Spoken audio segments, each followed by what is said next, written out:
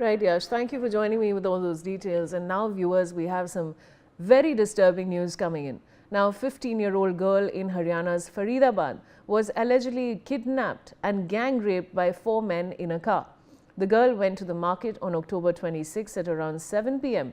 and was later reported missing by her family after she did not return. The Class 8 student was held hostage from 7 p.m. on October 26 to 4 a.m. on October 27.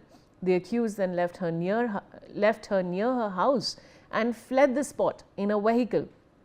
According to the complaint filed by the girl's sister, she went to the market in Sector 18 on October 26 around 7 p.m., police officials said. When she did not return from the market, her family launched a search but were unable to find her.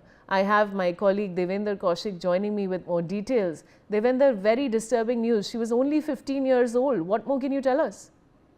बिल्कुल, देखिए ये old Faridabad थाना क्षेत्र का मामला है, जहां एक नाबालिग लड़की जो 15 साल की शाम के वक्त में मोमोज लेने के लिए मार्केट में गई थी और उसी वक्त जब मोमोज लेकर वो वापस लौट रही थी तो 4 युवक जो गाड़ी में थे वो किडनैप कर उसको ले गए और उसके बाद में उसके साथ में गैंग रेप करने की अंजाम दिया है। और ऐसे में जो लड़की है नाबालिग जो पीड़िता है उसकी बहन की तरफ से एफआईआर दर्ज कराई गई है। हालांकि पुलिस की तरफ से अब इस मामले में एसआईटी गठित भी कर दी गई है और जो नाबालिग लड़की है उसके बयान दर्ज करने की पुलिस बात कर रही है। लेकिन सबसे बड़ा सवाल अभी पुलिस पर इस बात को लेकर है कि एसआईटी गठित कर दी गई है, लेकिन अभी तक किसी की पहचान आरोपी की नहीं हो पाई है कि आखिर वो जो 4 लड़के थे जो गाड़ी में किडनैप कर ले गए थे और उसके साथ में फिर गैंगरेप किया, वो आखिर कौन थे।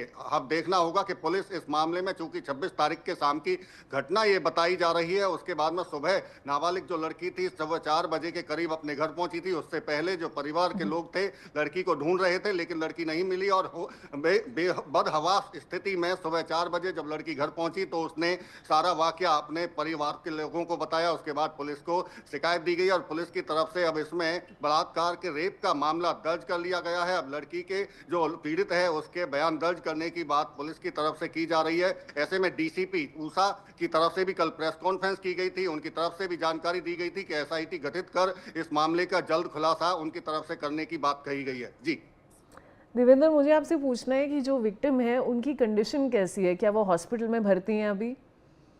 बिल्कुल, देखिए पुलिस की तरफ से अभी यही बताया जा रहा है कि हॉस्पिटल में भर्ती है और इसी वजह से क्योंकि वो बयान देने की स्थिति में अभी नहीं है लड़की, तो इसलिए उसका बयान दर्ज पुलिस नहीं कर सकी है। लेकिन जल्द ही पुलिस की तरफ से बयान लड़की के दर्ज किए जाएंगे और उसके साथ साथ में चूंकि अब एसआईटी गठित की गई है तो जो क्राइम ब्रांच की टीम है वो भी तलाशी में जुटी हुई है कि जो 4 आरोपी हैं वो आखिर कहाँ के रहने वाले हैं और कौन कौन वो आरोपी हैं। उनकी गिरफ्तारी के लिए भी एसआईटी जो गठित की गई है वो भी काम कर रही है। इसके साथ साथ में क्राइम ब्रांच की टीमों को भी लगाया गया है। जी देवेंद्र, ये जो 4 आदमी थे जो गाड़ी में जिन्होंने इस हादसे को अंजाम दिया है, ये कौन थे? मतलब क्या उनके जानकार थे? कुछ पता चल रहा है आपको?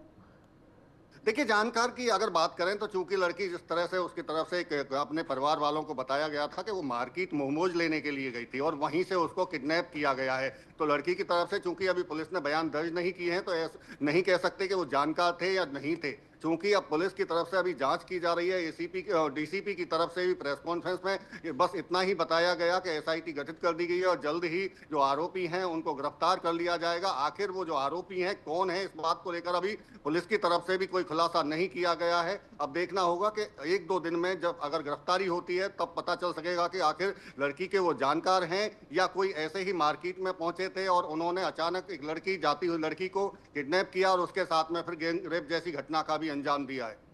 देवेंद्र, जब एक लड़की के साथ ऐसा होता है तो उसी पे इफेक्ट नहीं पड़ता है इस चीज़ की, उसके परिवार वालों पे, उसके पेरेंट्स पे भी इफेक्ट पड़ता है, तो क्या आपकी बात उनसे हो पाई है?